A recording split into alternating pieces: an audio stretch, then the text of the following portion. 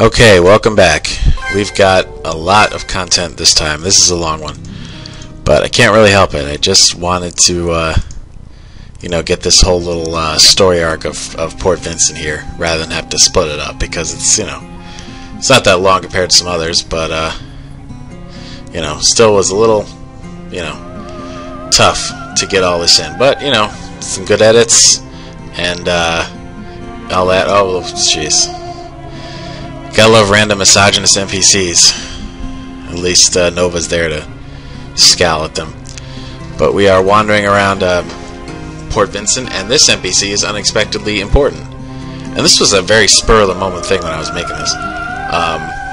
This sort of drunken moron, Shirley, who wanders around the town here, and is initially just sort of told off by Nova. She becomes important.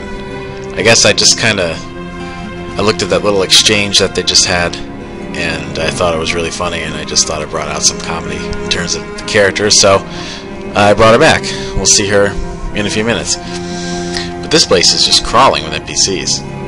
Random Gallian priest. But yeah, you're going to see some points here where, they're just all over the place. And, whoa, man, I am loaded with money. After that base raid, I got a good thing too, because I went through a lot of items during that. Alright, so that takes care of that. And, it's kind of funny, these NPCs. Some of them say perfectly normal things, and then one of them just will say something completely bonkers. Now I got some weapons. Another awesome axe for Galdar. You're going to see that, the farther we get to the end, the more ridiculous his critical hits get. I think, from this point on, each axe that you get has like a higher percentage of the critical hit. So by the end, it's like a 75% or something. But, you kind of need that, though, because the fights get so hard. And, I did that same headband joke in Master of the Wind. And there's a lot of little things here, actually, little things you can do in this town. You can give Nova a flower, and there's a few other, choices you can make that might have an impact on later in the game. And so there's Shirley once again. We'll talk to her in a minute, though. See what these other guys are up to. Okay, whatever. Oh yeah, okay. Unsubtle way of saying that there's increased security in the port. And this doesn't look much like the other pub from Master of the Wind. Maybe it was remodeled. But here's Shirley. And she's actually kind of important to the story. She's an idiot, stumbles around the bar rambling about God knows what, but she has some important connections in the city of Gallia, which will become clear pretty soon. And so she starts ranting about how she doesn't like Gallia, and which is, in this kind of area, is pretty risky. I mean, she doesn't even know them. And then the heroes realize that, having any Gallian civilians on their side might be useful. So they're going to help her get out of town. There's a lot of tight security on the ships leaving, because Lysander doesn't want Argus following him back to Gallia. But but they're determined to get a ship, and they're gonna allow her to come with them. And Nova just doesn't even get what they're doing. She has to have it explained to her, because she's sort of blinded by her, hoity-toity reaction. I think I said this once before already, but there's a nasty side to Nova that's kind of informed by her, aristocratic upbringing.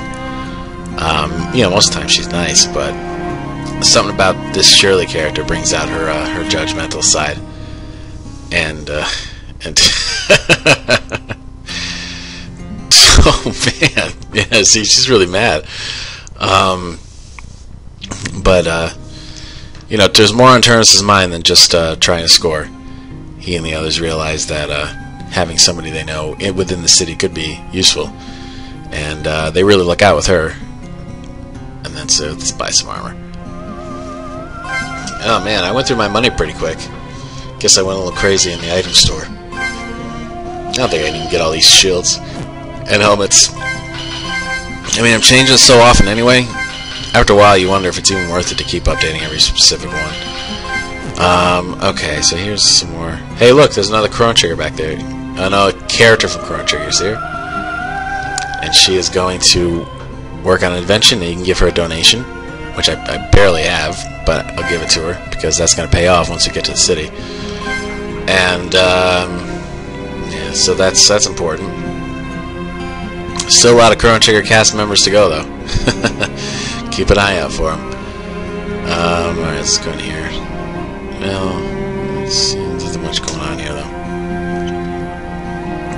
So obviously, you know, I designed this whole place before I even thought of, you know, it being a Master of the Wind as well. So the layout's not very consistent, other than the sort of ledge at the bottom. And I guess they must have added some land, because there's like an ocean where Blue Tide Estates is supposed to be. But and obviously somebody pointed out last time that the music is a pretty striking difference in tone. That this song playing now is kind of melancholy, and the Port Ariana song from Master of the Wind is very sort of comforting and nice. And I don't know, I just thought this song had a nice sort of desert vibe, and this is a real sort of sandy looking place. And now Arias is talking to the guy, you know, managing the ships and what have you. And he's trying to pass himself off as Lysander, but that hasn't worked in the past, because Lysander gets there first and keeps telling them that a double's coming. But now Arias is going to do like a double turnaround here and claim that the Lysander that they saw first was in fact the fake one.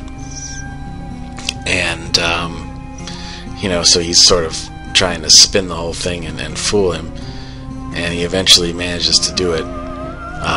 Pretty much by playing on their bigotry once again. This is quite an Achilles heel for Gallian officials, their lack of education and knowledge about the other races. You can use that to lure them into all sorts of traps. And in this case, one of the guards realizes that he's full of shit, but you know, he's not high ranking, so he can't do much about it. And now we're about to get on the ship here,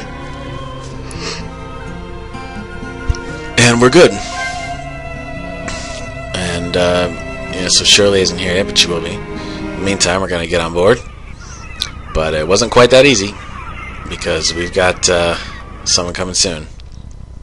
It's none other than Felicia, who Nova fought, you know, earlier in the game, and the wife of the late Randall Norfin, who we've been hearing a lot about lately.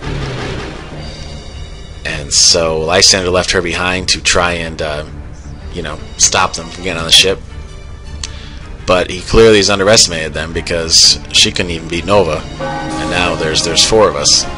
She brought some reinforcements too, but you know, we probably beat like 100 of these guys each when we were going through the base, so they're not gonna last very long. All right, let's fry him. And I think I can't remember what Felicia's weak against. I don't know if it's water or lightning or something like that. Not that it matters. We're just gonna beat the crap out of all of them with our mad skills. And yeah, so she got the friggin' night bolt. And so let's see, now the other guy should go down pretty quick. And then we're gonna, you know, throw on some more hardcore magic. That did pretty good damage. Yeah, I like Felicia. I think she's an interesting character, and you'll see a lot of you know, nice character work with her once this fight's over. I think now we're at the point where we can just kind of beat the crap out of her with our weapons, especially the new ones we just got. We gotta try them out.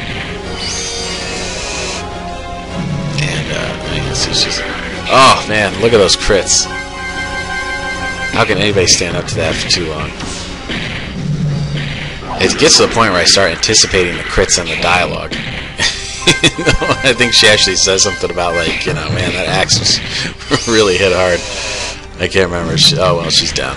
She didn't have a freaking chance. We should have won. Yeah, right. And, oh, and then, yeah, this is it coming up. She goes, no normal human could wield such a heavy axe the way you did and get such mad crits. And, but now we're going to have an extended conversation between 2 of them. In fact, a little flashback about what it was like for after Randall died, and this very Japanese Naruto music. I don't know, I'm not sure why I did this. I mean, I was really into music at the time. I mean, that's probably the short answer. But, I don't know, it's kind of distracting. It's a good song. I mean, it's still a good song. It's moving, but it's, you know, I'm just iffy about Naruto music. Same with the early parts of Master of the Wind. Now, she's recalling the day that Lysander came back and told her about, you know, Randall dying and how upset Lysander was. And that incident was what finally made her decide to join the knighthood. And if you remember from, you know, one of the other flashbacks, she was reluctant to before. She wasn't really sure what she thought of the Galleon cause, and she certainly wasn't sure whether she was willing to risk her life fighting for it. So that incident pushed her over, and she decided she would fight and only go after the elves, because the elves were the ones that supposedly took out Randall. And she's totally confused about the issue. She thinks that Arius has betrayed him, and but now Arius is going to drop the bomb, because he knows firsthand that Lysander wasn't telling the truth about that whole thing. And, you know, it was you know, we hear that it was a difficult decision for Lysander not to come clean. Because Lysander, you know, whatever else you might say about him, he's not really a liar. He usually likes to be straight with people, even if he's about to, like, kill them. And I'm not sure if it's in this scene where he says it, or if it's a later one. Oh yeah, it is, okay. Because Lysander just wanted to tell the truth. He's like, look, Randall was a traitor, I had to get rid of him. But, you know, that the council didn't think that was a very uplifting story for the residents to hear, obviously. So they told him to just blame it on the elves. And Lysander didn't even want to do that, but they threatened to strip his ranks if he eventually stepped in line. And now he's saying that, you know, he's talking about the meeting they just had with Queen Ariana. She's got a statue of that guy, Randall, out in the woods. And the elves love him. And she's been going around murdering the elves because she thinks they killed him. And it's just all very tragic and ironic. And but now she's about to have like a serious change of loyalties here, because she never really had much love for the Empire to begin with. And now it's like a complete turnaround. And so she's going to be with us for a while. She's going to help us out. And obviously, you know, it's going to make Nova's bad day even worse, because Nova's fought her and had to save a family of elves from her. And so Nova just doesn't want anything to do with her. But that's going to be a little bit of a sore subject for a while they travel together. Create some tension among the group. And now she's going on about how, you know, nothing really, you know, makes up for a loss like what she experienced. Certainly not going around killing people. But now she knows what her husband was really fighting for, and she wants to help their cause. And she's really nice. She lets these two try, you know, join them, but these guys are brainwashed, so she's gonna have to beat the crap out of them. Although that guy just has a pretty strong ice spell, but not quite enough. Yep. Oh, she's a dark and lightning mage? That sounds like Ariel. I don't know. I was so loose with the magic in this game. It gets ridiculous. Get the ship first. Don't be suspicious. That's good advice.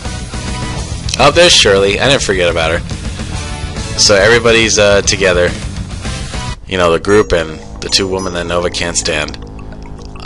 So now she's gonna sail the ship, and they're sitting around trying to even like take in what just happened. Felicia's so like pumped, and the rest of them are like, "What's going on?" And Nova's, you know, yeah, Nova and Terrence are both kind of like, "What?" But Arius is all like, you know, I don't know, feeling the love, I guess. I mean, he's got more memories of her than the others do. He knows her a little better, so it's easier for him to swallow. But she'll have to earn their trust, which she does. That's corny as shit. But anyway, alright, so I guess we'll save here and we'll start sailing next time. Peace.